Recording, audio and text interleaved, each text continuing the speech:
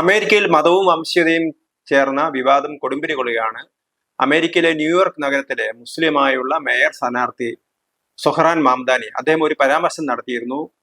2001 ഭീകരാക്രമണത്തിന് ശേഷം 9/11 എന്നാണ് അതിനെ പറയുന്നത്. ആ ഭീകരാക്രമണത്തിന് ശേഷം തന്റെ ആന്റിക്ക് ഹിജാബ് ധരിച്ച് പുറത്തു പോകാൻ ഭയമാണ്, കാരണം ആളുകളൊക്കെ ഭയത്തോടുകൂടി നോക്കുന്നു എന്നുള്ളതാണ് അദ്ദേഹം ഉന്നയിക്കുന്ന ആരോപണം. ഇതിന് മറുപടിയായിട്ട് JD വാൻസ്, അമേരിക്കയുടെ വൈസ് പ്രസിഡന്റ് JD വാൻസ് പറഞ്ഞത് ആയിരക്കണക്കിന് പേരാണ് 9/11 ആക്രമണത്തിന് കൊല്ലപ്പെട്ടത്.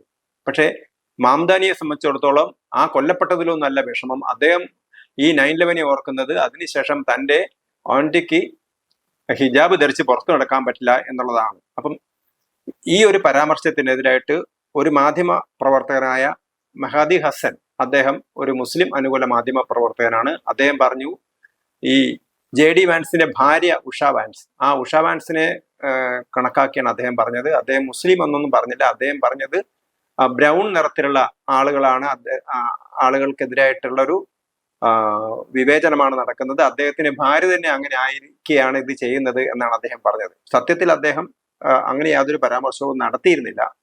അപ്പം അതിന് മറുപടിയായിട്ട് അമേരിക്കയിലെ ട്രംപിന്റെ പിന്തുണക്കാരെയും അതുപോലെ തന്നെ റൈറ്റ് വിങ് നേതാവും എന്നറിയപ്പെടുന്ന ലോറ ലൂമർ അവര് പരസ്യമായിട്ട് രംഗത്ത് വന്നു. അവര് പറഞ്ഞു, റൈറ്റ് വിങ് നേതാവായിട്ടുള്ള ട്രംപിന്റെ അനുയായിയായിട്ടുള്ള ലോറ ലൂമർ പറയുന്നത് JD വാൻസിന്റെ ഭാര്യ ഹിന്ദുവാണ്, മുസ്ലിം അല്ല എന്നാണ് പറയുന്നത്. കാരണം ഉഷ ഹിന്ദു വിശ്വാസിയാണ്.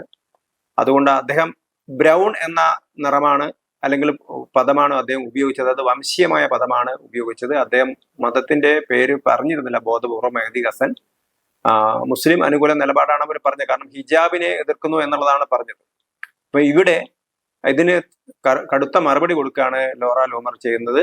ലോറ ലൂമർ പറഞ്ഞത് JD വാൻസിന്റെ ഭാര്യ ഉഷ ഒരു ഹിന്ദുവാണ്, മുസ്ലിം ആയിരുന്നെങ്കിൽ ഒരിക്കലും തങ്ങളെ അനുകൂലിക്കില്ലായിരുന്നു എന്നാണ് പറഞ്ഞിരുന്നത്. ഇത് അങ്ങനെ അമേരിക്കയിൽ ഒരു വംശീയവും മതപരവുമായ ഒരു വിദ്വേഷത്തിൻ്റെതായ അന്തരീക്ഷമാണ് ഇപ്പോൾ ഉളവായിരിക്കുന്നത് എന്നാണ് ഈ ഒരു വിവാദത്തിലൂടെ നമുക്ക് മനസ്സിലാവുന്നത്.